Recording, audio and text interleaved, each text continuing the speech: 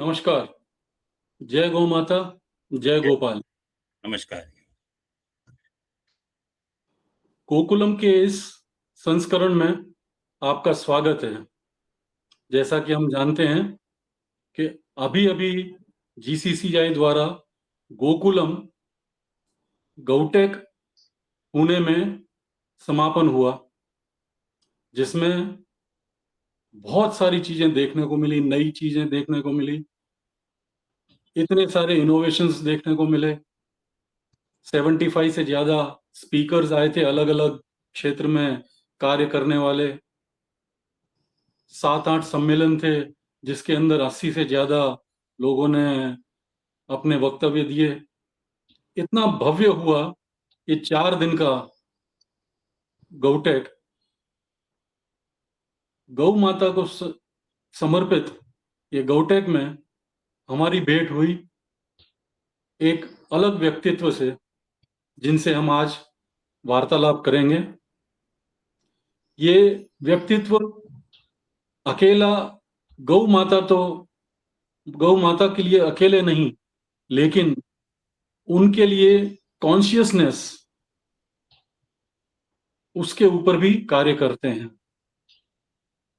अगर देखा जाए तो ये माइंड एंड कॉन्शियसनेस साइंटिस्ट हैं, कॉन्शियसनेस के ऊपर रिसर्च करते हैं, IKS इंडियन नॉलेज सिस्टम पे इंटीग्रेशन करते हैं, और काउ सेंट्रिक सस्टेनेबिलिटी जो रहती है उसके ये भारत के अंदर प्रमुख मेंटर्स में भी हैं।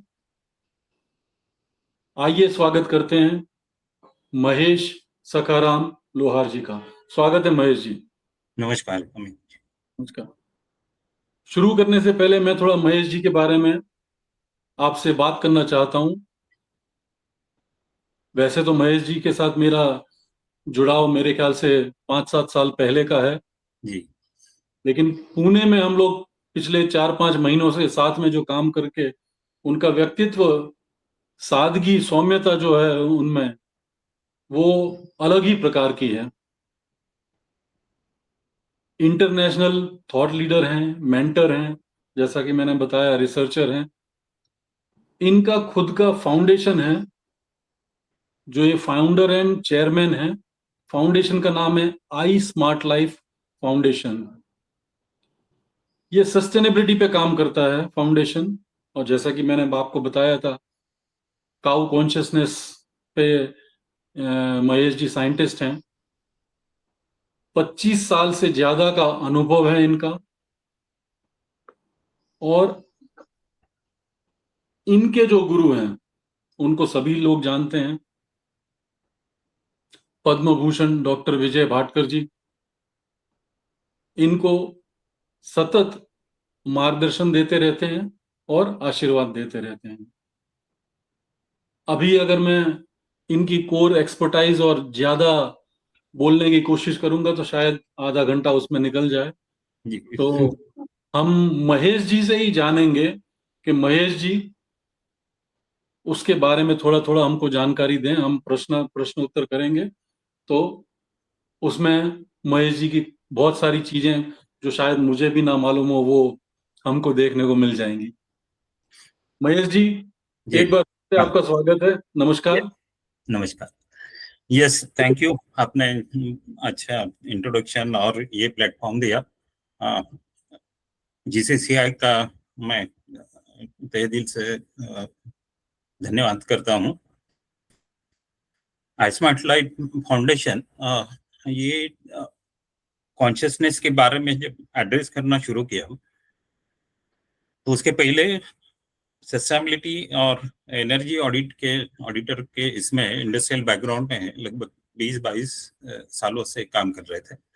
एक बड़ा चीज सामने आया कि हम किस चीज को सेंसिटाइज करें। कि हम आउटर साइड से सेंसिटाइज करने में दुनिया के सारे एक्सपर्ट्स लगे हैं, तो कहाँ कमी है या कहाँ जागरूकता की आवश्यकता है। इस एंगल से जब सोचा गया कि सस्टेनेबिलिटी के हर साल करोड़ों रुपया यूएन द्वारा या अलग अलग संस्थाएं द्वारा डाले जाते हैं, फिर भी वो रिजल्ट्स अभी हम पीछे कर रहे हैं। हर साल जो फिगर्स आए, फैक्ट्स एंड फिगर्स है, वो काफी चिंताजनक है। सो इसमें एक ध्यान आया कि इसमें हम कॉन्शियस लीडरशिप के ऊपर कॉन्शियसनेस कैसा है इसको देखें। तो कॉन्शियसनेस सब्जेक्ट जब रिसर्च के माध्यम से डॉक्टर विजय जी से, फिर मेरे और गुरु है, I am student of Shivanand Swami Haridwar से, तो उनके आश्रम में मैं वेदों का अभ्यास करने, कॉन्शियसनेस के बारे में और सस्टेनेबिलिटी को लिंक करने के बारे में आई वाज स्टडी। सो उसके साथ साथ समझ में आया कि ये ऑर्गेनाइजेशनल अप्रोच होना चाहिए। सो ऑर्गेनाइजेशनल कॉन्शियसनेस इस पे सेंट्रिक करके हाउ दिस ऑर्गेनाइजेशन कॉन्शियसनेस हमको ये कैसे शाश्वत जीवन के लिए, शाश्वत बिजनेस के लिए, शाश्वत जो 5 एलिमेंट यूएन एसडीजी ने दिया है कि 5 पी के माध्यम से कॉन्शियसनेस द्वारा हम कैसे सस्टेनेबिलिटी और हार्मोनी को एस्टेब्लिश कर सकते हैं, इसमें किन चीजों का रोल आता है। तब ये बेसिक फैक्ट्स समझ में आ गई कि एक ह्यूमन को इंटेलेक्चुअल प्लेस है पूरे इकोसिस्टम में, और ये ह्यूमन को जो अकोमोडेट करती है उसमें और 24 एलिमेंट्स है, जैसे गाय है, नदी है, तुलसी है, मछली है, चंद्र है। So there are 24 different element कि जिसकी वजह से ये इकोसिस्टम और human able to show his intellectual existence by coexisting with other elements। तो इसमें से सर्वप्रथम जो इम्पोर्टेंट चीज है कॉन्शियस ह्यूमन के साथ, वो गाय है। So that was the first enlightenment incitement I got कि वहां ही पहले जागरूकता आई कि हम अपने आप को फोकस करें, कि हम गाय को फोकस करें, कि प्रायोरिटी कौन सी है। तो ये आ गया कि हमने काउ कॉन्शियसनेस को फोकस किया तो ह्यूमन अपने आप, इकोसिस्टम अपने आप बन जाती है। That itself is a sustainable power. जी जी। तो फिर इसको एक स्ट्रक्चर ढंग से, फिर इसको आईकेएस के आधार से, इसको सस्टेनेबिलिटी के साइंस से साथ में इंटीग्रेट करना। तो जो डॉक्टर विजय भाई का अपना फिलॉसफी है, उन्होंने अपना जीवन इसी में दिया है कि how science and spirituality can be synthesized.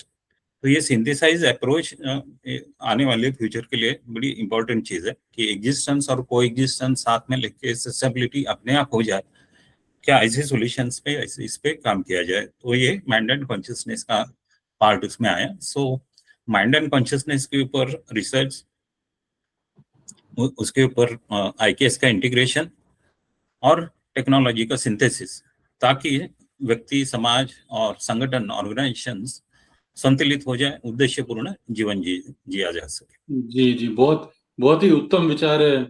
और क्योंकि आपके सौभाग्य से मैं क्या बोलते हैं, विजय जी से मैं मिल पाया, उनका आशीर्वाद ले ले पाया। क्योंकि हम लोग तो कंप्यूटर फील्ड के होते हुए भी विजय जी से मिलना बहुत ही मुश्किल बात था। तो आपका उसके लिए बहुत बहुत धन्यवाद। मैं आगे बढ़ते हुए महेश जी आपसे ये जानना चाहता हूँ कि हम जब गौटेक के प्रोग्राम के लिए उधर पुणे आए थे, तब जीसीसीआई और आपका जो फाउंडेशन है, आई स्मार्ट फाउंडेशन, इसका एक एमओयू हुआ था। तो संक्षिप्त में उसके बारे में आप थोड़ा जानकारी देंगे, उसका उद्देश्य क्या है, हम आगे जाके साथ में कैसे काम करेंगे, और इसके बारे में अगर आप थोड़ा संक्षिप्त में बता देंगे तो बहुत ही अच्छा रहेगा। बहुत ही इंटरेस्टिंग उसकी फैक्ट है। जब मैं गाय के ऊपर काम शुरू किया और विजय सर हम शुरू, तो कहाँ से इसको शुरू किया, तो जहाँ कौन कौन गाय के ऊपर काम कर रहा है ये जब सामने आया, तो मेरे कॉन्शियसनेस रिलेटेड सेशंस मॉर्निंग में होते हैं, उसमें से एक रेफरेंस आया। उन्होंने बताया कि जीसीसीआई करके ऐसा फाउंडेशन बना है नया नया, और उसमें वल्लभ भाई काम कर रहे हैं। So I got invited by that evening meeting, the first launch meeting. और उस दिन था गुरु पूनम, और वो कोजागरी पूनम के दिन ही कामधेनु का जन्म दिखाया गया।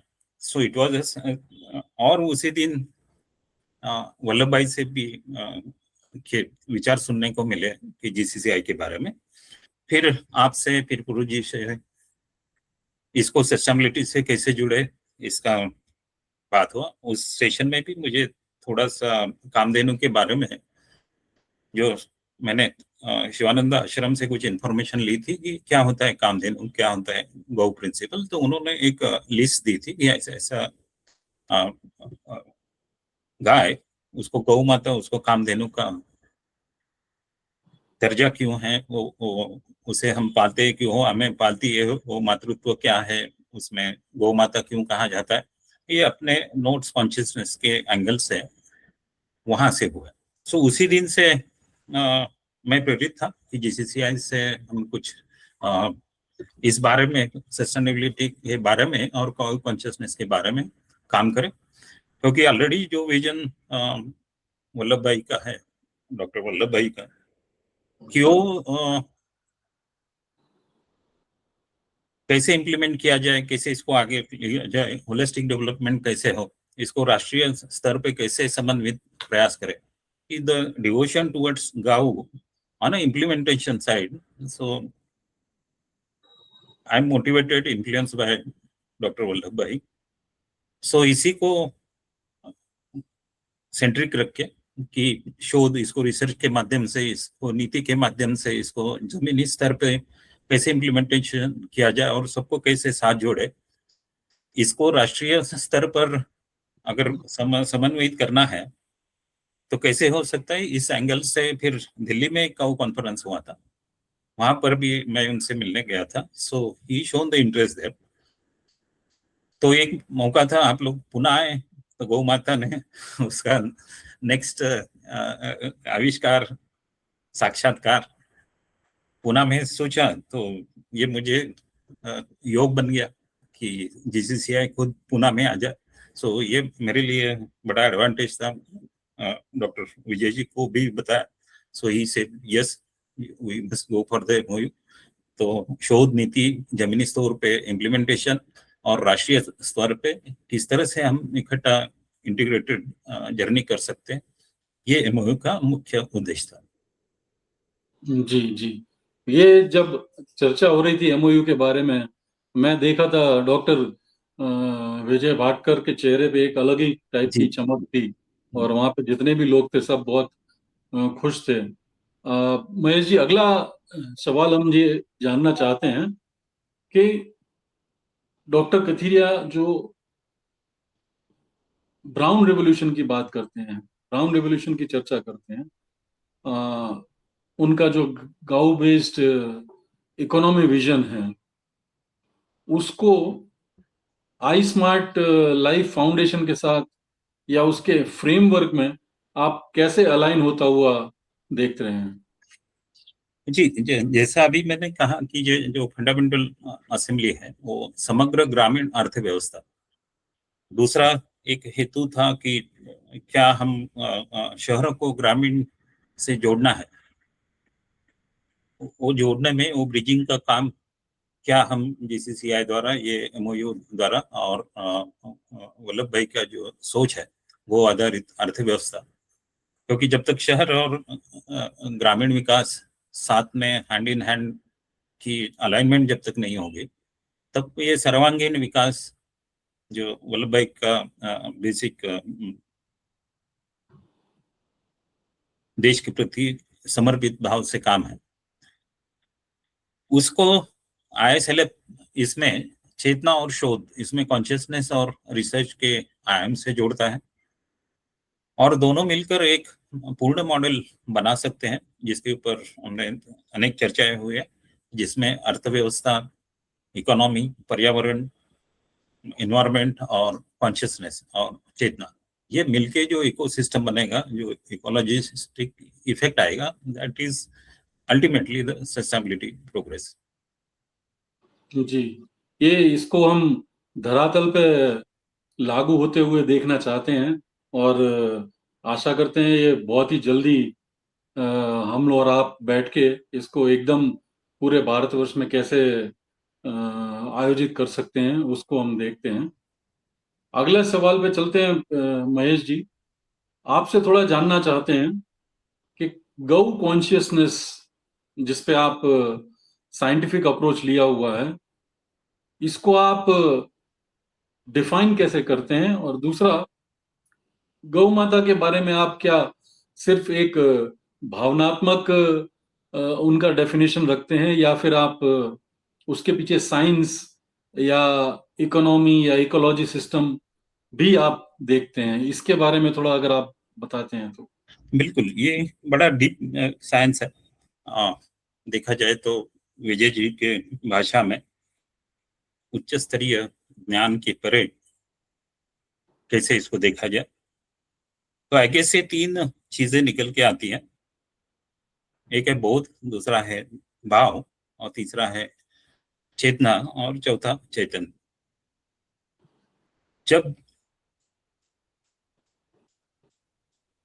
ये जो काउ कॉन्शियसनेस, ये जो शब्द आया, वो चेतना शब्द जो आया है, ये ह्यूमनाइज एंगल से आया है कि ये हम ह्यूमन ने the first consciousness where he should be. जैसे हम इतर प्राणियों में देखते हैं, पंछियों में देखते हैं कि वो पहला उनका लक्ष्य भक्ष्य की ओर है, भोजन की ओर है, फिर सिक्योरिटी की ओर है। मानव भी प्राणी में आता है, लेकिन इसको चेतन तत्व, हमारे ब्रेन को, हमारे ह्यूमनाइज सिस्टम को, हम मानव से मनुष्य कैसे बने, तो जो प्रोग्रेसिव एलिमेंट है उसमें जो इनसाइटफुल है, जो अंतःकरण के अंदर, अंतःकरण से बियॉन्ड जाता है, परे जाता है, वो जो एलिमेंट है वो कॉन्शियसनेस है, चेतन तत्व है। तो इसको, और उसकी माता की, होल इकोसिस्टम की माता, वेदों की माता अगर गाय है, तो आईकेएस ऑलरेडी चेतन तत्व की बात रखता है। और जब चेतन तत्व की बात आती है तो उसका मातृत्व आईकेएस गाय की ओर इशारा करता है। तो हमको इसको खाली भाव से नहीं देख सकते, खाली बोध से नहीं देख सकते। तो ये हमको गो चेतना को केवल भाव से मेजर करना अपूर्णता हो जाएगी। पूर्णत्व जाने के लिए हम एक उसको जीवंत परिस्थिति योजना को समझे, उस ऊर्जा तंत्र को समझे, उस इकोसिस्टम को समझे। ऐसी इकोसिस्टम जो भूमि, जो ब्राउन रिवॉल्यूशन की सर बात कर रहे हैं, वो भूमि, अन्न, स्वास्थ्य और मानव चेतना, the excellence of human, of his life, ये तीनों, ये चारों प्रायोरिटी के, ह्यूमन के चारों प्रायोरिटी को जो जोड़ सकता है वो गाय तत्व है। तो इसके परे हम कॉन्शियस हो जाना, इसके परे हम प्रायोरिटी ले आना, इसको फर्स्ट मिशन ले आना, ये उद्देश्य हम हमारी जीवन शैली रखे, हमारा लाइफस्टाइल रखे। तो जो इसमें भाव जोड़ा है माता का, अभी कहीं ना कहीं गाय को माता का कनेक्शन दूध से आ जाता है, कि जैसे माँ बच्चे को दूध पिलाती है, गाय के दूध पर भी बच्चा पल जाता है, माता नहीं है तो। लेकिन क्या मातृत्व सिर्फ दूध पिलाने तक है? दूध तो बच्चा 1 साल पीता है, लेकिन जो जो मातृत्व भाव है वो पूरे जीवन भर, वो एक मातृत्व छाया का जो इनर एलिमेंट है, इनर कंफर्ट है, इनर, जो मैंने जीवन जी लिया या मैं जीवन जी रहा हूं, इसकी कंप्लीशन देने वाली, इसकी पूर्णत्व की पावती देने वाली जो सबसे फर्स्ट ह्यूमन बीइंग है, दैट इज फ्रॉम द मातृत्व भाव। तो ये सिमिलर मातृत्व भाव गौ में भी है। वो खाली दूध नहीं है, वो खाली प्रोडक्टिविटी नहीं है, खाली इकोनॉमी नहीं है। ह्यूमन एग्जिस्टेंस का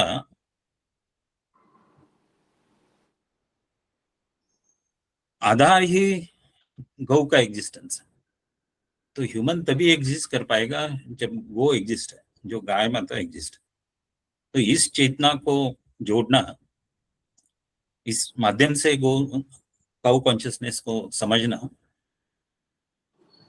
और इस तरह से इसको जीवंत पारिस्थितिक ऊर्जा तंत्र इकोसिस्टम के द्वारा उसको समझना, उसको हम गौ चेतना या काउ कॉन्शियसनेस बोल सकते हैं। जी, बहुत ही डीप सब्जेक्ट है। इसके ऊपर जितना उतरेंगे उतना कम ही रहेगा और समय भी कम रहेगा। महेश जी, ये जो कामधेनु कंसेप्ट है, आपका जो मॉडर्न रिसर्च आप जिस पे कर रहे हैं, है ना, वो कंसेप्ट क्या है? और हमारा जो गौ इकोनॉमी का जो जीसीसीआई का उद्देश्य है, इसको हम सिंक्रोनाइज कैसे करेंगे? जी, मॉडर्न मॉडर्न कामधेनु कंसेप्ट और गौ इकोनॉमी, इन दोनों को हम सिंक्रोनाइज कैसे करेंगे और इसको आगे ले जाने में आपको लगता है कि कोई अड़चन रहेगी या कोई ऐसी चीज रहेगी, उसके ऊपर भी थोड़ा रोशनी डाल सकते हैं? यस, इसमें एक अड़चन तो अलग एंगल से है। अड़चन कहीं ना कहीं हम जो ट्रांजिशन रहा ह्यूमन डेवलपमेंट का, उसमें 2-3 बातें छूट गई कि value of the Kamdhenu Kamdhenu का महत्व वो सबको पता है, उसके प्रति आस्था आज भी पूरी तरह से बिल्कुल हर ह्यूमन के पास जो जानता है जिनके हम बोलेंगे प्रपंच में या धर्म में या फिर आईकेएस के भारतीय, हर भारतीय को पता है कि उसकी गाय के प्रति कैसे आस्था है। तो ये आस्था कहीं ना कहीं मूल जीवन से अलग हो गई। मूल जीवन से एक अलग एंगल से देखा गया कि गाय का दर्शन कर लिया तो सब कुछ हो जाता है, इस आस्था से हो रहा। बाकी लाइफस्टाइल के साथ उसको इंटीग्रेट नहीं किया। जिस दिन वो लाइफस्टाइल के साथ इंटीग्रेट हो जाएगा, इकोनॉमी अपने आप बन जाएगा। तो यही एक ब्रिज दिखता है कि उसको फिर कहीं ना कहीं साइंस या टेक्नोलॉजी ने फोकस कर दिया डेयरी माध्यम से कि गाय इक्वल टू मिल्क, तो खाली वो दूध का स्रोत माना गया। बल्कि इसमें कृषि इंटीग्रेशन विद काउ जो आईकेएस कहता है, पराशर ऋषि ने काफी कम से कम 20 टेक्स्ट है आईकेएस में कि जो गाय और कृषि के बारे में बात करता है, गाय और औषधि के बारे में बात होती है, गाय और ऊर्जा के बारे में बात होती है, गाय और पर्यावरण से बात होती है, गाय और हेल्थ सिस्टम बोल सकते हैं। तो अगर ठीक से इसको समझा जाए, कॉन्शियसनेस को इसको देखा जाए और इकोनॉमी इसमें जोड़ दे, तो this is only possible economy which can be called sustainable economic system. तो जो जीसीसीआई का मॉडल है कि उसको गाय को सेंट्रिक करते हुए क्या हम इकोनॉमिकली सस्टेन हो पाएंगे, क्या इकोनॉमिकली एक डेवलपमेंट इस देश की, इस प्रांत की, इस विश्व की हो पाएगी। तो इसमें अगर होलिस्टिक एंगल से देखा जाए, जो जीसीसीआई के वल्लभ भाई हमेशा कहते हैं कि इसको होलिस्टिकली कैसे जोड़ा जाए, तो इसको I will name this model as a sustainable economic system by the GCCI. तो महेश जी, जो आप बता रहे हैं इसके ऊपर हमने जो गौटेक के अंदर सेमिनार्स रखे थे, मुख्यतः आप उसके पदाधिकारी थे, तो जो हमने गौटेक के अंदर इतने सेमिनार्स किए और गौ सेंट्रिक जो हम लोगों ने सेमिनार्स बोल लीजिए या कॉन्फ्रेंस बोलिए, क्या हम इसको ये बोल सकते हैं कि विश्व का ये पहला गौ सेंट्रिक कामधेनु रिसर्च कॉन्फ्रेंस हुआ? हम प्रयास बोल सकते हैं, क्योंकि किसी ने जैसे हम जीसीसीआई जो मैं सामने देखता हूँ कि कुछ कॉन्फ्रेंसेस सम्मेलन बोल सकते हैं कि दिल्ली में कुछ हुआ, जीसीसीआई ने बार बार किया, गौटेक 23 भी हुआ। सो इकोनॉमिक प्रयास, वो उसको इकोसिस्टम बनाने का प्रयास सब जगह हुआ। लेकिन इसमें ही कहीं ज्ञान छुपा था, इसमें ही कहीं निचोड़ हम बोलते हैं कि जैसे इकोसिस्टम का मूल आधार है बीज तत्व। सस्टेनेबिलिटी कब हो सकती है? अनलेस अनटिल हम उसमें से बीज ना निकालें, और वो बीज इसलिए है कि उसमें ही कल छुपा है, तभी सस्टेनेबल हो सकता है। जी तो जो अलग अलग प्रयास हुए होंगे, लेकिन उसमें से निचोड़ लेना, उसमें से ज्ञान लेना, जिससे कि इस ज्ञान को आगे के लिए हम बीज बोल सकते हैं, आगे के लिए इसको सीड मैनेजमेंट बोल सकते हैं, वो रिसर्च के माध्यम से इकट्ठा करना। तो ये प्रयास बिल्कुल मुझे लगता है कि पहली बार हुआ, और उसको होलिस्टिक एंगल से करने की कोशिश की गई। अलग अलग विद्यापीठ रिसर्च स्टूडेंट जिनका एक्सपीरियंस रहा, उन्होंने ऑलरेडी काम किया है। क्या उस काम को निचोड़ के बीज तत्व बोल सकते हैं? तो उसका काम इस कॉन्फ्रेंस में हमने फोकस किया था कि काफी लोग काम कर रहे हैं। तो 20 सालों से कोई कर रहा है, किसी ने अपना जीवन दान दे दिया, कोई गाय के साथ ही रहता है, कोई इसको स्पिरिचुअल से देख रहा है, कोई वैदिक से देख रहा है, कोई जीवन शैली से देख रहा है, कोई मूत्र के माध्यम से देख रहा है, कोई डंक के माध्यम से देख रहा है, कोई काऊ मिल्क के बारे में सोच रहा है। तो इनका अपना कुछ सार बना है, ये एक्सपीरियंस करते करते। क्या ये सार आधार बन जाए कि ये जो आईकेएस भी कहता है, और अभी कॉन्टेम्परेरी जो अभी जो घट रहा है उसमें भी वो तत्व छुपा है? तो इनको साइंटिफिक तरीके से जो मेथोडोलॉजी है रिसर्च की, रिसर्च डॉक्यूमेंटेशन की, उस माध्यम से गाय को सेंट्रिक करते हुए इसको इकट्ठा की जाए। ये बिल्कुल हम कह सकते हैं कि विश्व में कि गाय को एक होलिस्टिक एंगल से रिसर्च डॉक्यूमेंट द्वारा ज्ञान का बीज प्रणाली हम इकट्ठा करें, नॉलेज डिपॉजिटरी हम करें, ये बिल्कुल मुझे लगता है ये पहला प्रयास है। हाँ, क्योंकि आपने जो बोला दिल्ली में कहीं मेरे ख्याल में यूनिवर्सिटीज में भी होती हैं कॉन्फ्रेंसेस, मुझे ध्यान है वो 1 दिन की होती हैं, 2 दिन की होती हैं, जी लेकिन वैश्विक स्तर पर हमने 4 दिवस कंटिन्यूअस, और मेरे ख्याल से 72 के ऊपर स्पीकर्स आए थे, राइट? जी इतना जमावड़ा तो आज तक मैंने कहीं नहीं देखा, और जी वो भी सिर्फ देसी गौ माता के ऊपर। वहां पे दूसरी एचएफ वेचएफ किसी का नहीं कोई नामो निशान नहीं था, बिल्कुल। सिर्फ देसी गौ माता। उसके ऊपर जो हमने 72 स्पीकर्स ने अपने वक्तव्य दिए, वहां पे रिसर्च पेपर्स आए, ये सारी चीजें हुई। तो मेरे ख्याल से आप जो बोल रहे हैं कि हाँ, प्रयास विश्व का ये पहला ही रहा होगा, इससे बड़ा अभी तक तो नहीं हुआ है।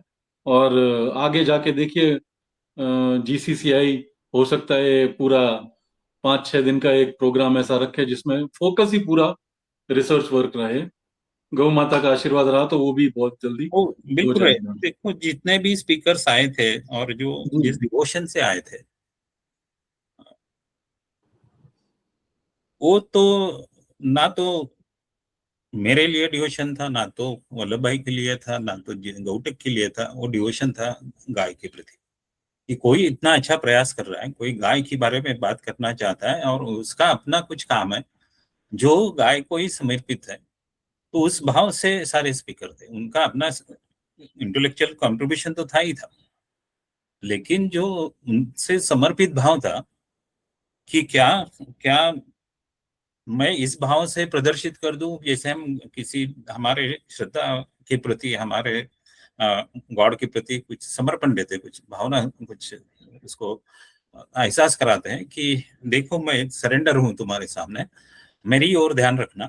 इस भाव से जो लोग आए थे, ऑलमोस्ट सारे लोग इस तरह से आए थे। वो ना तो अपना प्रोफाइल को, पोर्टफोलियो को रिस्पेक्ट करके आए थे, ना फॉर्मल प्रोसीजर से आए थे। वो जो समर्पित भाव, जिस समर्पण से गौटेक की रचना हुई गाय के प्रति, उसी समर्पण से हमने इसको देखा, और यहाँ पर हमारा बोल सकते हैं कि लोगों ने उसी भाव से उसको संपूर्ण किया। जी, गौटेक 2026 का एक अलग ही बिंदु था, जिसमें आपने अपने बच्चों को भी, बच्चों मतलब कॉलेज के बच्चों को शामिल किया था, और उन्होंने पोस्टर्स बनाए, बहुत ही इंफॉर्मेटिव पोस्टर्स थे। मैंने स्वयं सारे पोस्टर्स का फोटो लेके रखा है। फिर फील्ड स्टडीज हुई थी, और जैसा अभी कि हमने बोला रिसर्च पेपर्स तो हुए ही थे। टोटल मेरे ख्याल से हम लोग देख रहे थे तो 108, ये नंबर भी बहुत अच्छा नंबर है। 108 टाइप के अलग अलग कंट्रीब्यूशन हुए थे इसके। तो आप इसके बारे में कुछ हाइलाइट्स बताना चाहेंगे, क्योंकि ये एक यूनिक चीज थी। देखिए, समिट और एक्सपो तो हम राजकोट में भी किया था, लेकिन स्टडीज, रिसर्च और क्या बोलते हैं, फील्ड स्टडी, ये इतने भव्य आयोजन में पहली बार हुआ। तो इसके ऊपर थोड़ा आप, अगर आप चर्चा करेंगे तो ज्यादा अच्छा रहेगा। हाँ, क्योंकि हमारे रिसर्च लैब में वी नो कि गाय का रोल क्या है जीवन में। तो हमने आई स्मार्ट लाइफ फाउंडेशन में जीवन चक्र को बनाया है। ये जीवन चक्र में 8 स्टेट है। इसमें मैनिफेस्टेशन से लेके, जन्म से लेके मृत्यु तक, हम मृत्यु नहीं बोलते, हम उसको सबमिलेशन बोलते हैं, हम पूर्णत्व बोलते हैं। कि शरीर ने जन्म लिया, शरीर ने जन्म पूर्ण किया, फिर दूसरे शरीर ने जन्म लिया, कि ये भूमिका में क्या गाय का रोल है। तो संपूर्ण जीवन के, तो गाय का क्या रोल है, तो आईकेएस ये कहता है कि वो ब्रिजिंग का काम करती है। तो इसमें ऋषि ऋषि और गाय का संबंध है। जो पहला ह्यूमन हैबिटेट शुरू होगा, तो कॉन्शियस ह्यूमन हैबिटेट शुरू होगा, वहां हमेशा ऋषि के साथ पहले काम देने अपनी उसकी गाय है। तो ये क्यों ऐसा है? तो क्या सिर्फ दूध के लिए थी? तो ये एग्जिस्टेंस और को एग्जिस्टेंस की बात है। क्या हमने जन्म लिया मतलब हमको अधिकार मिल गया कि हम चाहिए वैसा जी ले? क्या इकोसिस्टम ने हमको आधार नहीं देना चाहिए, उसने एक्सेप्ट नहीं करना चाहिए? अगर इकोसिस्टम ही हमको एक्सेप्ट नहीं करेगी, आपने भले जन्म लिया है, तो क्या आप एग्जिस्ट कर पाओगे? तो ये जो को एग्जिस्टेंस है, कि ह्यूमन क्यों को एग्जिस्ट करेगा, उसका अपना 100 साल का लाइफ है। तो वो किनको साथ में रख के वो अपना लाइफ पूर्णत्व की ओर लेके जा सकता है। उसमें पहला इंटीग्रेशन, पहला को एग्जिस्टेंस गाय का है। तो इसको ध्यान में रखते हुए कि ऐसे कौन से तत्व है, ऐसे कौन से रिसर्च है, ऐसे कौन से भाव है, कि उनको रिसर्च के माध्यम से, चेतन के माध्यम से, चैतन्य के माध्यम से, कॉन्शियसनेस के माध्यम से हम असेंबल करें। So we have very good bank. हमने ISLF के साथ भारत से कम 200 साइंटिस्ट जुड़े हैं। कम से कम 500 लोग अलग अलग तरीके से अपने ओर से सस्टेनेबिलिटी में काम कर रहे हैं। तो सस्टेनेबिलिटी वाले 500 लोग, 500 से प्लस लोग जुड़े हैं। तो हर कोई अपने तरीके से, कोई पानी में काम कर रहा है, कोई किस में कर रहा है, कोई एयर में काम कर रहा है, कोई भूमि में काम कर रहा है। सो हर जगह, तो उसमें से जीवन तत्व को क्या पूरक है, ऐसे विषय, ऐसे लोग हमारे पास उसकी कहीं ना कहीं इंफॉर्मेशन दे। तो ये इजी गया कि इतने कम समय में इतने लोगों का आना, क्योंकि अच्छे अच्छे बड़े कॉन्फ्रेंस में लोग, इतने इंटेलेक्चुअल लोग, साइंटिस्ट लोग आना, ये टफ हो जाता है। टाइम, वक्त और गाय जैसे ऑब्जेक्ट के ऊपर क्या रिसर्च हो सकता है, यहाँ तक सोच है।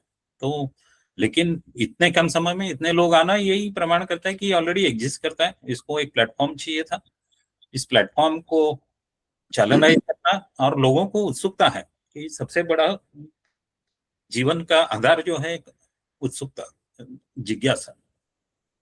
तो गाय में क्या हो सकता है, गाय कैसे मेरा जीवन पूर्णत्व में लेके जाएगी, ये उत्सुकता से इंटेलेक्चुअल क्लास वहां पे विजिट किया। सो प्लस माइनस हमने देखा कि एवरेज 100 लोग तो वहां पे थे। सो हम 55 सेशन कम से कम हो गए। 72 20 की नोट स्पीकर हो गए। सो एवरेज 100-150 लोग भी देखा तो कम से कम 6,000 लोग, 7,000 लोगों ने इस ज्ञान प्रणाली में जिज्ञासा के तौर पे पार्टिसिपेट किया। It is not just visit, they are available with their inner side, they are there for the listening something. तो ये छोटी छोटी बातें हैं कि जीवन के स्थूल जीवन से सूक्ष्म जीवन की ओर जाने के लिए गाय के साथ रहना कैसा इंपॉर्टेंट है, ये जानने की कोशिश वहां पे लोगों ने की थी। काफी लोग ऐसे थे कि जिन्होंने पूरे 3 दिन किए। कुछ लोग ऐसे मिले कि मैं अभी एनलाइट हो गया।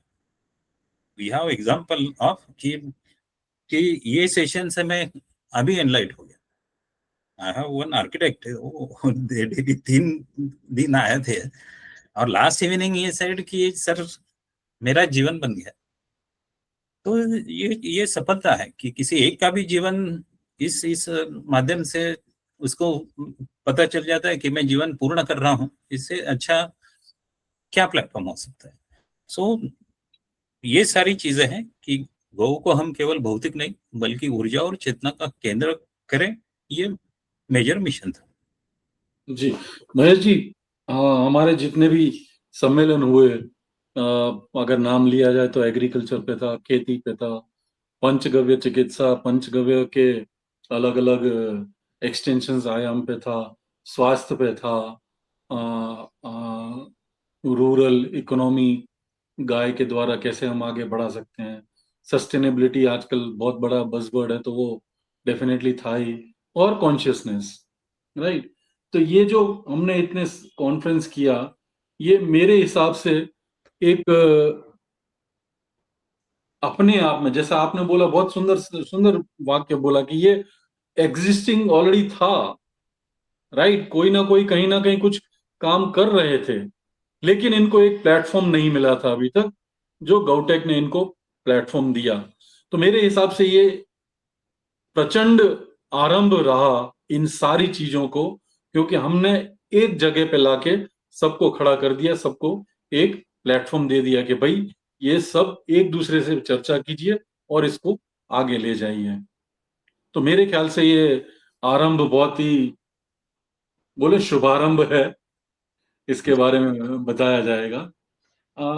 अभी हम दूसरी बात करने पे जाते हैं। एक और यूनिक चीज थी जो गौटेक में इस बार हुआ, जो आ, मेरे ख्याल से आइडिया आप ही का था, कॉन्शियसनेस बेस्ड एक्सपीरियंशियल सेटअप, जो आपने एक साइड में करवाया था, गौ ध्यान कुटीर, ठीक है, फिर गौ परिक्रमा, गौ यज्ञ और अग्निहोत्र, सामूहिक अग्निहोत्र। गौ परिक्रमा तो हमने 2023 में जब करवाया था राजकोट में तब भी हुआ था, लेकिन ये बाकी जो आपने बताया, जो आपने अंदर हम उस समय करवाया था, ये पहली बार हुआ। तो आप जरा इनके बारे में बताएंगे, आपके मन में ये क्यों आया कि सब कुछ एक साथ मिला के होलिस्टिक अप्रोच लिया जाए? तो इसके बारे में आपका क्या विचार है, जरा बताएंगे प्लीज। जी जी, जब हमारा गौटेक का प्लान हुआ उसी टाइम मैंने एक विजिटर पर्सपेक्टिव से एक एंगल रखा था कि विजिटर को क्या मिले, हमको क्या देना है ये तो ठीक है, लेकिन लेने वाला जो है वो क्यों आएगा। तो उसके अपने पर्सपेक्टिव है, उसको हमने ग्रॉसली 5 विभागों में कर दिया कि वो खाली क्या बिजनेस विजिटर आएगा, वो कंज्यूमर आएगा, क्या वो खाली विद्यार्थी आएगा, क्या वो खाली ज्ञान के लिए शिष्य आएगा, क्या वो सिर्फ गौ सेवक आएगा, क्या वो गौपालक आएगा। सो एक अलग कैटेगरी उसमें थी, क्योंकि पूना या भारत की अपनी संस्कृति में, तो भारत की संस्कृति में गाय को अपने साथ रखना ये नेचुरल को एग्जिस्टिव कॉन्शियसनेस ह्यूमन के पास है। तो उसमें से ये बिल्कुल चांस था कि ह्यूमन को काऊ के साथ ह्यूमनाइज होना और एक्सपीरियंस करवाना, वो अनुभव करवाना कि हाँ हाँ गाय के साथ में 10 मिनट था, 5 मिनट था, उसको अनुभव किया। तो ये सच में जो कहते हैं कि गाय कैसे होलिस्टिक है, गाय कैसे जीवन को तार सकती है, गाय गाय कैसे इकोनॉमी करवा दे सकती है, और गाय कैसे मुझे पूर्णत्व दे सकती है, क्या इसको हम अनुभव के तौर पे ला सकते हैं। तो इसके लिए तो बैकएंड में हमने इसको ये सक्सेस हो इसके लिए इसके रिलेटेड सारे रिसर्च पेपर भी इकट्ठा किए कि गो परिक्रमा करने से क्या होता है। तो गो परिक्रमा के यहाँ पुणे में एक सेंटर है, वहाँ एक बड़ा गौ परिक्रमा का एक्सपीरियंशियल सेंटर है। तो वहां से हमने एक रिसर्च पेपर भी डेवलप किया कि जिन्होंने विजिट किया प्लस माइनस अभी 20,000 लोगों ने विजिट किया, तो क्या वो आए और गए तब क्या फर्क हो गया, आने वाले कौन है, पेशेंट्स है, डिस्टर्ब्स है, सुसाइडल टेंडेंसीज है, साइकोलॉजिकली डिप्रेस पाते हैं। तो जब विजय जी को मैंने गो परिक्रमा करवाई थी तो उनकी भी अपनी थोड़ी हेल्थ उस टाइम ये थी। सो वो दिवाली का टाइम था, गो वसु बारस के दिन ही हम वहां थे। तो जो एक्सपीरियंशियल चीज है जिसको इमीडिएट प्रूफ के तौर पे तो नहीं ला सकते, लेकिन जो एक्सपीरियंशियल अनुभव शेयर करते हैं कि मैं वहां गया और ये हुआ, और जितने भी लोग यहाँ पे आए उन्होंने सुख पाया, उन्होंने शांति पाई, उन्होंने आनंद पाया, उन्होंने प्रेम पाया है, उन्होंने सेवा भाव रखा है, उन्होंने आनंद महसूस किया। ये इन चारों पांचों फुलफिलमेंट से हमको ये पता चला कि एक्सपीरियंस से ये चीजें मिलती है। क्या मिलता है एक्सपीरियंस से? 5 ही चीजें मिलती है। एक तो शांति मिलेगी, एक तो आनंद मिलेगा, एक तो प्रेम मिलेगा, या तो सेवा मिलेगी। तो ये अनुभव जब तक ह्यूमन को नहीं होता है तब तक वो कहीं सरेंडर नहीं होता। तो गाय को अपने जीवन में लाना होगा तो उसको एक्सपीरियंस करवा के देना पड़ेगा जी। ये 4 चीजें, चारों में से एक मिल गया ना भाई तो जुड़ जाएगी। वो जी जितने जी की कोशिश करेगा, वो गाय के साथ रहेगा या गाय को अपने साथ ले आएगा। जी तो उसका माध्यम फिर शायद एग्रीकल्चर होगा, उसका माध्यम गौशाला होगा, उसका माध्यम काऊ शेड बना के रहेगा, उसका माध्यम कहीं दान दे दे, उसका माध्यम कहीं रेडी टू होगा। जो गाय के शेण के प्रति, गोबर के प्रति, मूत्र के प्रति जो हेट है, तिरस्कार है, जिनको पता नहीं है, उसको उस तरह से नहीं देखेंगे। तो उसकी जो अपनी डिविनिटी पावर है, उसकी जो अपनी डिवाइन वैल्यूज है, उसको अगर हमको रियलिस्टिक तरीके से अगर स्थापित करना है तो जब तक हम एक्सपीरियंस नहीं करवाएंगे तब तक हो नहीं पाएगा। तो विजय जी का उनके एक्सपीरियंस के बाद पहला ये था कि भारत का क्राइम रेट कम करना है तो गो परिक्रमा हर जेल में होनी चाहिए। देखो यहां से उगम लेता है। तो यही चेतना का आभास है कि वो ये नहीं है कि ये कितना अच्छा है, इसमें कौन सा केमिकल है, ये केमिकल है। जो अनुभव मुझे आ गया वो अनुभव सबसे अशांत तत्व वो कैदियों में है, तो क्या उनका अशांत तत्व शांत किया जाए? तो इसमें ह्यूमन जाके उसको समझा नहीं सकता है। तो क्या ये गौ के माध्यम से, इसके मातृत्व के भाव के माध्यम से, इसे इसके वात्सल्य भाव से क्या हम बिना कहे वो सिस्टम एस्टेब्लिश कर दें? This was the thought process. तो इसमें फिर कौन से एक्सपीरियंशियल चीजें हो सकती है, किस किस माध्यम से आ सकती है? तो फंडामेंटली 5 सेंसेस से हम ये 5 चीजें अनुभव करते हैं। कहीं स्पर्श से करते हैं, कहीं टेस्ट से करते हैं, कहीं स्मेल से करते हैं, कहीं उसके धुन सुनाई कानों से करते हैं। तो ये 5 तत्वों का इंटीग्रेशन मैंने वहां पे किया था कि एक्सपीरियंशियल कोई सुनने वाला अच्छा है तो वो मेडिटेशन का म्यूजिक सुन ले, गाय का आवाज सुन ले। तो इसलिए उनको एक ही जगह लिया है कि कहीं स्मेल है तो स्मोक का, अग्निहोत्र का उष्णता है, तापमान है। तो कहीं गाय गोबर मूत्र का स्मेल है, कहीं वहां स्पर्श करना तो हट ध्यान कुटीर हमने इस तरह से डिजाइन की थी कि इमोशन का बैरियर जूट को माना जाता है, और जूट में एब्सॉर्प्शन पावर है, और एब्सॉर्प्शन पावर पे मैंने खुद उसमें गोबर मिला के उसको स्प्रे किया और उसने होल्ड किया, क्योंकि टेम्पररी स्ट्रक्चर खड़ा करना था। और आप कुछ वीडियो ऐसे है, इवन वल्लभ भाई जी भी वहां बैठे थे सामने सेमिनार सम्मेलन हॉल में, बड़े जोर जोर से स्पीकर की आवाज से डिस्टर्बेंस था, लेकिन जितने भी 5-10 लोग वहां बैठे थे they able to sensitise themselves into inside. वो बिना विचलित हुए 2 मिनट 5 मिनट जितना भी सेशन हमने ध्यान कुटीर में करवाया, वहां उससे कट ऑफ लेके बैठ सकते थे। This is a experiential power. जैसे परिक्रमा का है वैसे ध्यान का है कि अपने आप अंदर कैसे चले जाए, हमारे सेंसेस से क्या महसूस किया जाए, गाय के साथ रहने से क्या हो जाए। तो ये 4-5 जैसे यज्ञ की व्यवस्था थी। तो ये सारे जो अंदर से जो स्पिरिट से, स्पिरिचुअलिटी मतलब पूजा नहीं है, स्पिरिचुअलिटी मतलब स्पिरिट से जुड़ना। तो स्पिरिट से जुड़ जाने के लिए जो शरीर पे सेंसेस है, उन सेंसेस के माध्यम से, अनुभव के माध्यम से क्या हम अपने आप के स्पिरिट से जुड़ सकते हैं, उसकी व्यवस्था वो एक्सपीरियंशियल सेंटर में करने की कोशिश की। अद्भुत था, अद्भुत था। मैं पहली बार अपने जीवन काल में सामूहिक अग्निहोत्र देखा, और किया भी ये। और उसका जो अनुभव है महेश जी, वो शायद शब्दों में बताना थोड़ा मुश्किल हो जाता है। उसको अनुभव अनुभव ही कर सकते हैं। मतलब अगर आप बैठे हैं उधर, आप साक्षात्कार में हैं उधर, तभी वो हो सकता है। शब्दों में कितने शब्द निकालोगे उस अनुभव को बताने के लिए, वो थोड़ा डिफिकल्ट हो जाएगा। तो आपकी बात जो वो है वो बहुत सही है, और ये चारों को आपने इंटीग्रेट करके वहां पे करवाया, it was really great. GCCI और आईएसएलएफ, ये दो मिलके आगे क्या इंटीग्रेट करेंगे, कैसे इंटीग्रेट करेंगे, और कब इंटीग्रेट करेंगे, ये तीन जो कैसे, क्या और कब, इसमें मेरे ख्याल से बहुत सारे क्वेश्चंस आ गए। कब तो का आप क्वेश्चन तो एड्रेस नहीं होना चाहिए, कब का तो शुरू हो चुका है। अभी ऑलरेडी हम इनटू इट, हम जी, तो कब तो क्वेश्चन नहीं आता है, कैसे मेरा करेंगे क्वेश्चन था इसलिए। धरातल पे हम इम्प्लीमेंट कब से करेंगे वो। हाँ, तो ये हमको जागरूकता आ गए, हम इसको समझ पाए कि हम कर सकते हैं, और हम मैकेनिज्म बने, गाय अपनी तरीके से अपनी जगह है।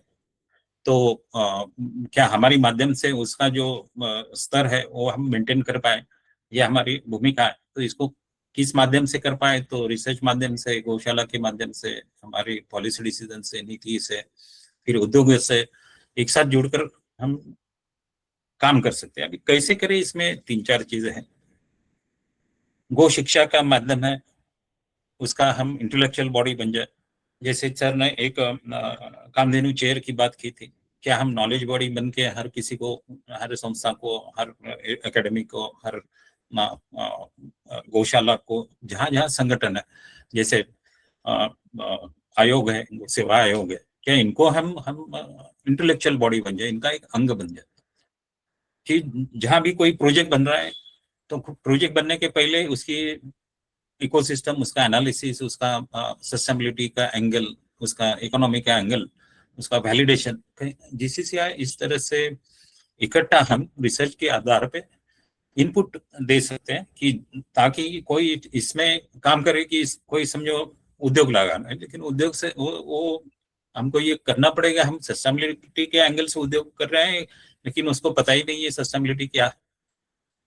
तो इसको हमको, ये जो गैप्स है हर इंडस्ट्री के, उस गैप को जीसीसीआई बिल्कुल नॉलेज पार्टनर के तौर पे, एक स्किल सप्लायर की माध्यम पे, फिर नीति के माध्यम के से, पॉलिसी के माध्यम से, कि जैसे हमने किसी से बात हुई थी, बड़े ये थे, तो उनको हमने क्वेश्चन पूछा कि बताओ 3 4 10 पॉइंट की देशी गाय क्या है, कितने गौशाला, कितने गाय पालकों को एक्चुअली पता है कि ये देशी गाय क्या है।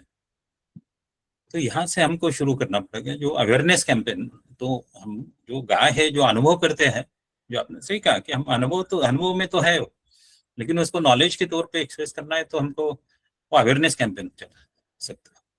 सो अवेयरनेस के लिए, कि बिल्कुल देशी गाय क्या है पूरे वर्ल्ड को बताना है, तो इसका पहला काम ये छोटा 5 मिनट की वीडियो से, 10 मिनट की वीडियो से, या कोई सर्टिफाइड प्रोग्राम से ये हो जाए। क्या ये गौशाला का क्षेत्र ऑर्गेनाइज हो सकता है? क्या गोपालक को सर्टिफिकेट दे सकते हैं? क्या गो सेवक को सर्टिफिकेट दे सकते हैं? क्या गोचर को सर्टिफिकेट दे सकते हैं? क्या गोमित्र का सर्टिफिकेट दे सकते हैं? क्या गो शिक्षक का सर्टिफिकेट दे सकते हैं? क्या गोस्वामी का सर्टिफिकेट दे सकते हैं? क्या गो ऋषि का काम शुरू कर सकते हैं? क्योंकि जो मिसिंग है आईकेएस और अभी के सिस्टम में, एजुकेशन सिस्टम में, जो भारत की संस्कृति अब तक अबाधित रही, उसका कारण ऋषि तत्व। अब गुरुकुल खुल गया, लेकिन कितने गुरुकुल में ऋषि तत्व है? आचार्य है, पंडित है, पीएचडी है, सारे हैं, लेकिन आत्मज्ञानी जो ऋषि होता था, जो सस्टेनेबल की सोच रखता था, वो खाली ह्यूमन सेंट्रिक नहीं था, वो होलिस्टिक सोच रखता था। वो सोच वाले गोस्वामी कहाँ है? अगर गोलोक की कल्पना हम करते हैं, गोलोक की कल्पना में भाव ये सबसे बड़ा प्राइम फैक्टर है, हार्मोनी सबसे बड़ा प्राइम फैक्टर है, इमोशन सबसे बड़ा प्राइम फैक्टर है। तो ये इमोशन को कैरी करने वाले दो चीजों को बड़ा इंपॉर्टेंस दिया गया है। गो को और गोस्वामी को, गो ऋषि को। तो जब तक ऋषि तत्व गाय के साथ नहीं ला सकते हैं, तो एक गौशाला अच्छी कर रही है तो दूसरी अच्छी नहीं करेगी, क्योंकि एसओपी नहीं है क्या होती है गौशाला। तो उसका जो स्वामित्व है, उसका जो ऋषित्व है, उसका जो सेवक भाव है, उसका जो मित्र भाव है, उसका जो सखा भाव है, तो इसको क्या हम एक ठीक से प्रोटोकॉल ले आए। तो यहाँ पे एक पेपर हमने रखा था, एक मैं और एजुकेशन इंस्टीट्यूट है उन्होंने, कि अगर हमको गोलोक एस्टेब्लिश करना है, हमको गाय के प्रति इंपॉर्टेंस करना है, तो गाय के बारे में बात नहीं करेंगे। जो गाय के प्रति स्तर है, अलग अलग स्तर पे हमको ह्यूमन को एजुकेट करना पड़ेगा, शिक्षा देनी पड़ेगी। वो शिक्षा कौन से होगी? तो 18 स्तर का पिरामिड हमने रिसर्च पेपर में दिया है कि गो गो सखा से, गो मित्र से लेके गो ऋषि तक, ऐसे 18 लेयर्स है समाज में, कि ये लेयर के माध्यम से गाय को तत्व को एस्टेब्लिश किया जाए तो अपने आप गोलोक बन जाए। तो इस ऐसे मॉडल्स हम जेसीसीआई के साथ आ सकते हैं कि किसी को भी प्रैक्टिकल प्रॉब्लम्स, इनफील्ड प्रॉब्लम है गौशाला के, कि बैलों को क्या करना, कि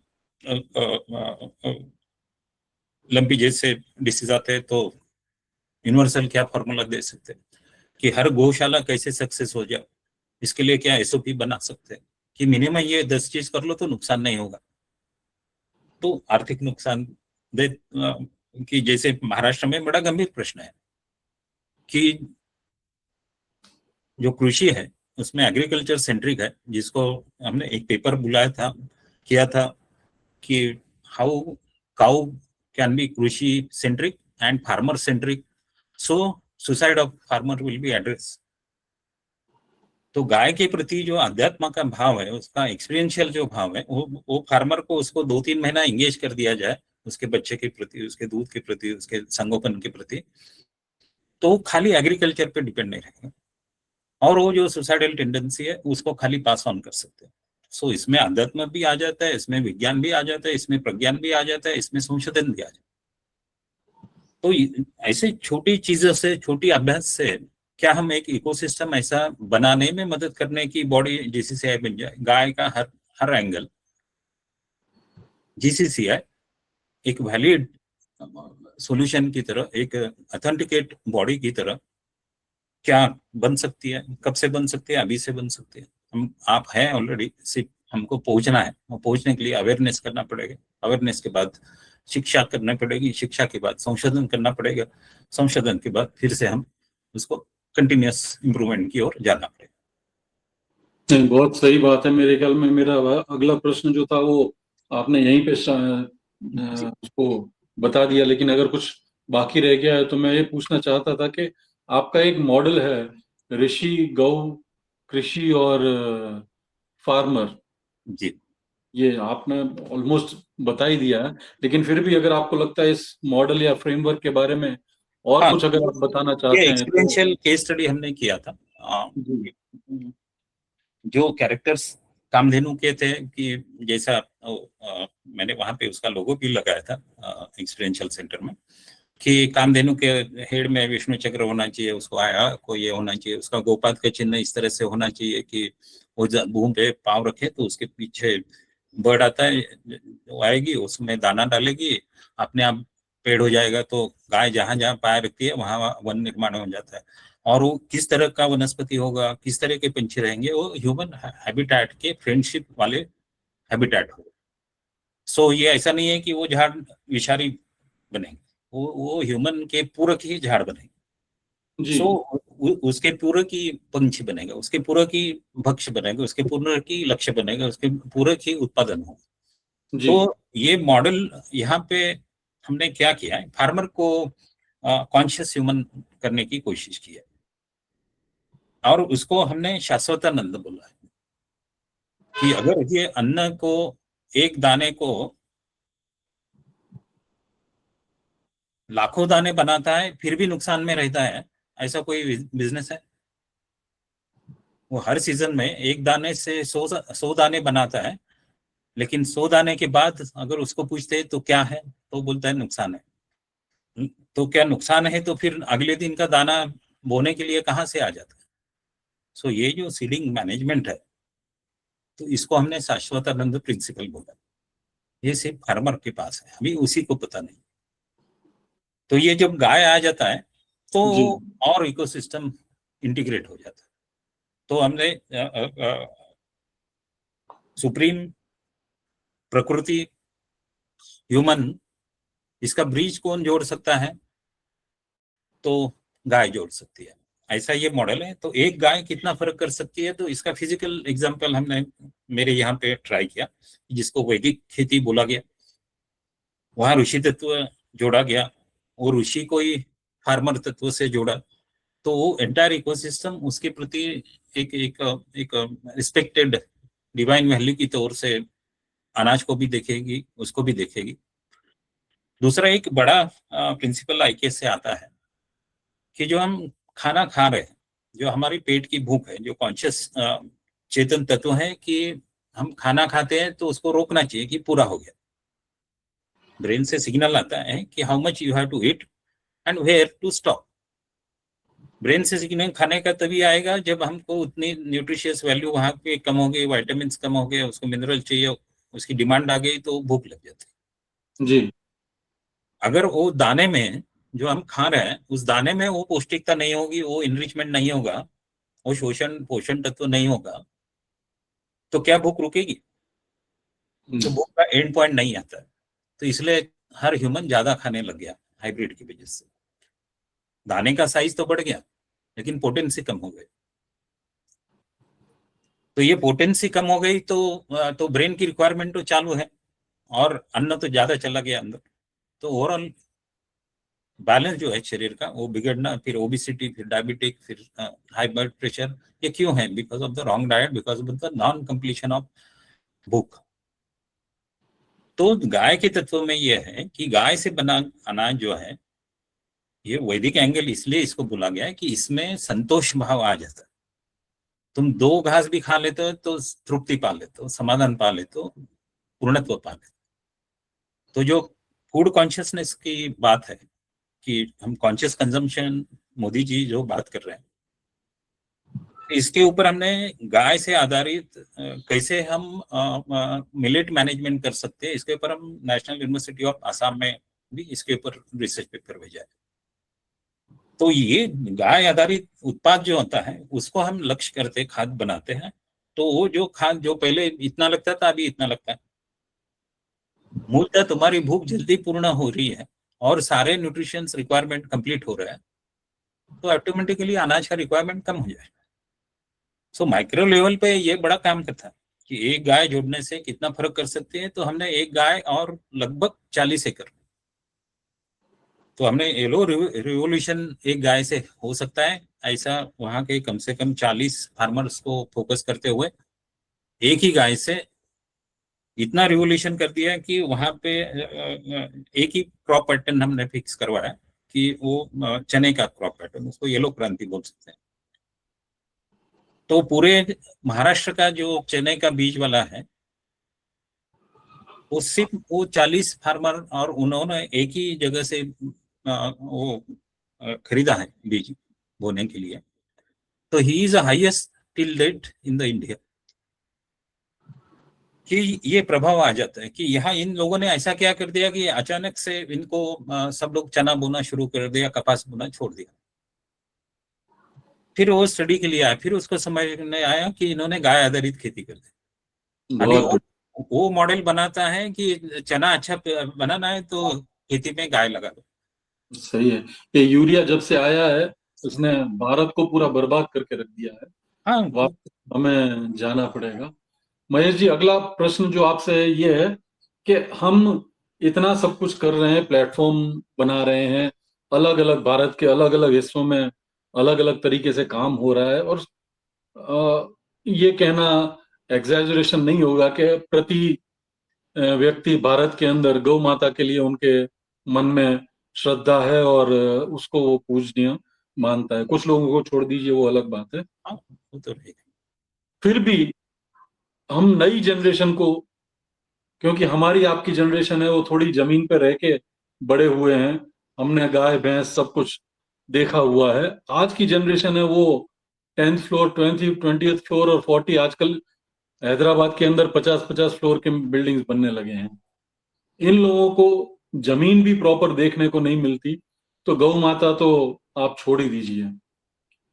तो एनईपी जो रहता है, नेशनल एजुकेशन पॉलिसी, इसमें गौ शिक्षा का डेफिनेशन, दूसरा एनईपी के अंदर इसको इंटीग्रेट कैसे किया जाए, और यूनिवर्सिटीज या स्कूली संस्थान और स्टूडेंट्स के लिए इसमें अपॉर्चुनिटीज क्या हैं, ये तीनों चीज अगर आप संक्षिप्त में बता देंगे तो। जी, इसको संक्षिप्त में एनईपी ने एक बड़ा प्रावधान किया है कि आईकेएस मैंडेटरी मॉड्यूल वहां पे आ चुका है। Under the IKS module cow has an importance. So when cow has an importance, we should able to build, हम इस तरह से हमारा वो अभ्यासक्रम बना सकते हैं कि गाय कैसे आईकेएस से में इम्पोर्टेंस है, और आईकेएस के खाली गीता सिखाए, खाली महाभारत सिखाए, खाली किसी का चरित्र सिखाए या बुद्ध सिखाए, ये इन सब में जो कॉमन एलिमेंट है वो गाय है। तो क्या गाय के आधार पे सबको बेसिस बना के शिक्षा बना सकते हैं? यस, बना सकते हैं। इसके ऊपर हम ऑलरेडी काम कर रहे हैं। इसके ऊपर हमारा जो कामधेनु मॉडल करके है आईएसएलएफ का, उसके ऊपर हम ऑलरेडी गो शिक्षा के बारे में काम करें। इसलिए वो यहाँ का पुणे का कृषि विद्यापीठ है, उनसे हम जुड़े हैं। सोमनाथ जी, डॉक्टर सोमनाथ जी करके हैं, उनके साथ भी हम ये साझा किए हैं। फिर अलग अलग मीटिंग हुई है, बीसी से काम किया है। तो ये एनईपी में आईकेएस जो पार्ट है, उस आईकेएस पार्ट से हम गाय शिक्षा को जोड़ सकते हैं। लेकिन उसके पहले उसको एफडीपी बोला जाता है, फैकल्टी डेवलपमेंट प्रोग्राम बोला जाता है। पहले कोर्स बनेगा, फिर फैकल्टी के लिए पढ़ाया जाएगा, फिर फैकल्टी आगे एकेडमिक्स में डालेंगे, फिर बच्चे उसका एग्जाम देंगे, फिर उनको उसका क्रेडिट मिलेगा, और उसके ग्रेजुएशन में गौ माता का कंट्रीब्यूशन आएगा, वहां से वो आ जाएगा। ये तो शिक्षा के माध्यम से उनको जोड़ सकते हैं। दूसरा मल्टी डिसिप्लिनरी एंगल्स है कि इसमें टेक्नोलॉजी क्या चाहिए, कैसे चाहिए, उनको आकर्षित करें। ओपन आह्वान करें, ओपन कॉन्फ्रेंस ले, गौ टेक करके कॉल, आगे की कॉल बुलाए कि बच्चे आ जाए। टेक्निकल के लिए ये है, पॉलिटिकल सिस्टम के लिए ये है, आर्किटेक्ट के लिए ये है। सो हर हर हर एजुकेशन के डोमेन का पहले वैक्यूम क्रिएट किया जाए, और उसको कैसे डिजाइन के तौर पे, संशोधन के तौर पे, प्रपोजल के तौर पे वो प्रपोजल कॉल किया जाए। सो ऐसा इसको फिर दूसरा अनुभवात्मक शिक्षा यानी वर्कशॉप्स हमको करने पड़ेंगे। तो जितने भी गोपालक हैं, जिनको शहर को गांव से जोड़ना है, तो जैसा ये ऋषि कृषि और फार्मर मॉडल है, अगर शहर वालों को गौ आधारित खेती का अनाज मिल जाए तो क्या वो 2 रुपए किलो सस्ता ढूंढेंगे? क्या 2 रुपए ज्यादा देंगे? तो यहाँ इकोनॉमी छुपी है। तो कोई ये कहे कि मैं गाय यहाँ शहर में फ्लैट में गाय नहीं पाल सकता हूँ, लेकिन मैं एक गाय किसी फार्मर को उसका सस्टेनेंस, मेंटेनेंस और खेती के लिए मैं एंटायर खर्चा उठाता हूँ, तो ये शहर वालों के लिए बड़ी बात नहीं है। ये तो वर्चुअल गो बोर्डिंग हो सकता है। तो वो गांव से जुड़ जाएगा, और उसका वहां से जो उत्पाद है वो उसको जितना साल का खाने को लगता है उसको दे देगा, गिफ्ट कर देगा, उसका खाना फ्री में हो जाएगा, और वो वैल्यू बेस्ड खाना होगा, तृप्ति मिलेगी, समाधान मिलेगा। तो ये देखेगा कि नहीं कि मैं 100 रुपए किलो गेहूं लाया कि 80 रुपए किलो लाया। तो यहाँ इकोनॉमी छिपा है। तो यहाँ फार्मर भी सस्टेन होता है, गाय को भी वैल्यू आ जाता है, और शहरी स्टेक होल्डर्स का ग्रामीण के प्रति, ग्रामीण के विकास के प्रति कंट्रीब्यूशन आना शुरू हो जाता है। तो ऐसे हमको अनुभव के आधार पे इंटीग्रेटेड अप्रोच से, एजुकेशन एकेडमिक अप्रोच से, हम एनईपी को अलग अलग तरीके से कि ये कैसे वाइबल है, प्रॉफिटेबल है, ये कैसे सस्टेनेबिलिटी के लिए काम कर सकता है, ये अवेयरनेस कैंपेन, इस तरह के एफडीपी बनाना और उस तरह का प्लेटफॉर्म खड़ा कर देना, ये भूमिका आता है। जैसा वल्लभ भाई ने उसकी बात ही अलग तरीके से कर ही रहा है कि कामधेनु चेयर के बारे में, तो वो इंटेलेक्चुअल होगा, लेकिन इसको प्रैक्टिकल लाना होगा। तो हम अलग अलग तरीके, स्किल डेवलपमेंट से आ सकती है, आत्मनिर्भर भारत से आ सकती है, फिर कॉन्शियस कंजम्पशन आ सकती है, फिर पंचसूत्र से आ सकती है, क्लस्टर मैकेनिज्म है रिसर्च का, अटल क्लस्टर से वहां से आ सकती है, विद्यापीठ का अपना कंट्रीब्यूशन है, काफी सीएसआर क्या एक्टिविटी से आ सकती है, मे बी पॉलिसी डिसीजन में mandatory CSR to the cow sector ऐसा कुछ किया जाए तो उसको कुछ बेनिफिट हो, वहां से हम इसको जोड़ सकते हैं। तो NEP तो एकेडमिक इंटीग्रेशन है IKS का, लेकिन सेम मॉडल ऑर्गेनाइजेशन के, सोसाइटी के हर स्तर पे चाहिए। कोई सोसाइटी को जैसे कंप्लीशन मिले तो काउ आधारित कुछ कर रहे हैं तो उसके लिए कुछ प्रोविजन होनी चाहिए। जी, सही है। मेरे ख्याल से इसके ऊपर हम एक अलग चर्चा का विषय रखेंगे तो ज्यादा अच्छा रहेगा, क्योंकि ये बहुत डेप्थ और आगे जाने वाली चीजें हैं IKS और NEP के अंदर। जी महेश जी, हम चलते चलते आपसे संक्षिप्त में 1 मिनट या 2 मिनट में आप गौटेक के बारे में आप उसको फीडबैक बोल लीजिए, या गौटेक के बारे में आप उसके अंदर क्या क्या हुआ, कैसा कैसा रहा, उसके बारे में ये बता दीजिए। आगे जाके क्या करना चाहिए, फ्यूचरिस्टिक स्टेप्स क्या रहेगा। पर्टिकुलरली सिर्फ गौटेक के बारे में अगर आप एक दो संक्षिप्त में कुछ बता देते हैं कि प्रोग्राम कैसा लगा, पहले कैसा था, इसके आने से क्या फायदा हुआ, आगे जाके हमको क्या करना है, संक्षिप्त में अगर आप बता दें प्रॉपर जी, गौट के बारे में। यस यस, गौटेक बिल्कुल ऐसा प्रयास रहा जो जो हम कह सकते हैं कि हम एक बेंचमार्क देखते तो उसको हमने पाया है कि होलिस्टिक एंगल से उसको करना था। बिल्कुल ये होलिस्टिक एंगल का प्रदर्शनी, सम्मेलन और रिसर्च कॉन्फ्रेंस रहा। और जो विजन देश का नेतृत्व देखता है, उनके थ्रू वल्लभ भाई ने अपने आप को समर्पित किया है, और उनकी ऑर्गेनाइजेशन GCCI इसको उसी रास्ते पे फंक्शनाइज किया। तो विज्ञान, पर्यावरण, चेतना, उसको समझ के उसको इंटीग्रेट करके जो अप्रोच गौटेक ने देखा था, और पूना में इसको कैसे होना था, क्योंकि पूना एक इंटेलेक्चुअल सिटी माना जाता है, मदर ऑफ एजुकेशन माना जाता है। तो यहाँ पे खाली गाय यानी गाय के ना होते हुए इसको उसको ज्ञान प्रणाली भी उसमें, अनुभव प्रणाली भी उसमें, संशोधन प्रणाली भी उसमें, टेक्नोलॉजी के साथ ये सारी चीजें रखना था वो। और यहाँ आए हुए जितने विजिटर हैं, मैं तो ये कहूँगा 100% विजिटर ने इसको एक्नॉलेज किया है कि ये अच्छा प्रयास रहा ये, और ऐसा हम आगे कंटिन्यू करेंगे। और ये करने के लिए लोग, देश सब साथ में हैं। गौ माता का आशीर्वाद है, और गौ सिर्फ रक्षा नहीं, बिल्कुल तो गौ चेतना है, और समर्थ जीवन का तंत्र का ये पुनर्जागरण होने वाला ये प्रदर्शनी था। जी, बहुत बहुत धन्यवाद महेश जी। अंतिम प्रश्न, डिजिटल कामधेनु कॉन्फ्रेंस सोवेनियर।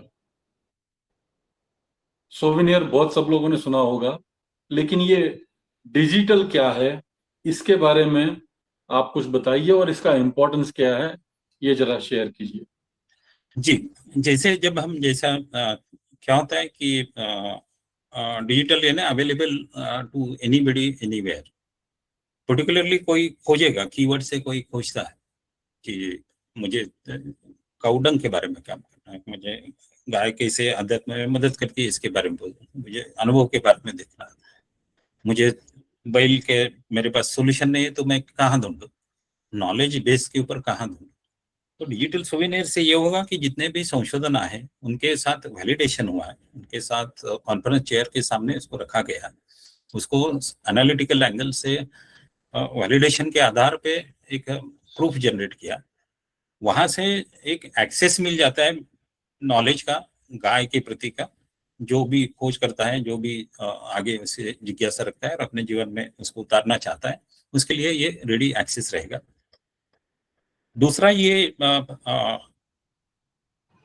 इस तरह से रचना करेगा कि ये जो कुछ भारत में अपनी आस्था, श्रद्धा गाय के प्रति है और गाय के प्रति का विज्ञान है, ये दोनों को साथ में लेके चलेगा।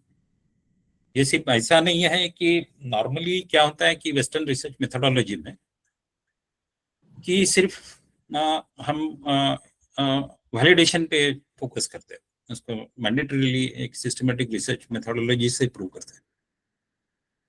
लेकिन भारत के आईकेएस प्रणाली में रिसर्च में, इंडियन रिसर्च मेथोडोलॉजी में आस्था को, श्रद्धा को भी प्रमाण अलग तरीके से माना गया है। जैसे हम ब्रह्मास्मि करके स्टेटमेंट है कि मैं ही ब्रह्म हूं, मुझ में ही ब्रह्म है, मुझ में ही वो परम तत्व है। अभी ये कोई बताए लाके दिखाओ। जैसे हमने कहा कि वो अनुभव जो किया उसको बयान नहीं किया जा सकता, अंतःकरण को अभी बाहर लाना अभी शुरुआत हुई है। तो ये उसको कि हम कि गाय में हमें माता के स्वरूप है, अभी कैसे प्रूव करें? तो ये बिलीफ फैक्टर है कि गाय में भगवान बसते हैं, तो गाय को प्रदक्षिणा कर लिया तो स्वर्ग की प्रदक्षिणा हो गई। तो ये जो बिलीफ्स हम लाखों सालों से करते आ रहे हैं, तो इसको एक कोई प्रणाली नहीं थी कि इसको कैसे प्रूव करें। तो हमने अनुभव के आधार में क्या कर सकते हैं कि जैसे गो परिक्रमा का है कि अब तक 20-22 हजार लोगों ने गो परिक्रमा की है। तो हमने पूछा है कि क्या पाया आपने, तो हमने ये 5 सेंटेंस दे दी है कि आपने शांति पाया, आपने प्रेम पाया, क्या आपने सद्भाव पाया, क्या आपने ये पाया कि आप अशांत हो गए, कि आप डिस्टर्ब हो गए। तो कहीं भी 0% है कि ये कहे कि मैं डिस्टर्ब हो गया। तो क्या इसको आधार ना माना जाए संशोधन का? तो श्रद्धा को, आस्था को, जो भारतीय संस्कृति है उसका आधार मूलतः आस्था और श्रद्धा भी है। तो इस एंगल से भी इसको देखा गया कि इसमें इन ऐसे भी लोगों को हमने शामिल किया कि जिनका अपना एक अलग तरीके से संशोधन है। जैसे अग्निहोत्र से मेडिकल बेनिफिट होते हैं, तो इसमें श्रद्धा भी है, स्पिरिचुअलिटी भी है, साइंस भी है, अनुभव भी है, कॉन्शियस साइंस भी है, इकोसिस्टम भी है और सीजनल मैनेजमेंट भी है। तो ये कहीं ना कहीं बात आगे जाती है डिजिटलिटी से कि हम ये प्रूव करना चाहते हैं या इस तरह से प्लेटफॉर्म बनेगा कि ये खाली संशोधन नहीं है, कि जो इकोलॉजिकल सिस्टम चल रहा है कि हम गाय से जुड़ जाए तो क्या ये इकोलॉजी सिस्टम से हम अलाइन हो जाए, ये प्रयास रहे। जी महेश जी, आपके साथ समय का पता ही नहीं चला, हम 1 घंटे से बहुत ऊपर निकल चुके हैं। ओह अच्छा। लेकिन अभी भी लग रहा है कि और ज्ञान के चक्षु खुलते रहे और आपकी तरफ से ज्ञान की माला आती रहे हमारे पास। लेकिन फिर भी हमें समय का ध्यान रखते हुए जी ये आपको बहुत बहुत धन्यवाद, आपने समय निकाला और हमारे लिए जो ज्ञान चक्षु हमारे खोले, उसके लिए आपका बहुत बहुत धन्यवाद। आपसे पर्सनली हम कनेक्टेड हैं और आगे भी जीसीसीआई और आई स्मार्ट लाइफ फाउंडेशन साथ में बैठ के कार्यक्रम करता रहेगा और गौ माता की सेवा सिर्फ आध्यात्मिक रूप से नहीं बल्कि प्रत्यक्ष रूप से, इकोनॉमी के रूप से और अलग अलग आयाम से हम लोग जुड़ के साथ में काम करते रहेंगे। हमारा कहना तो ये है कि गौ एक प्राणी नहीं है, ये भारत का ज्वलंत और मूल है।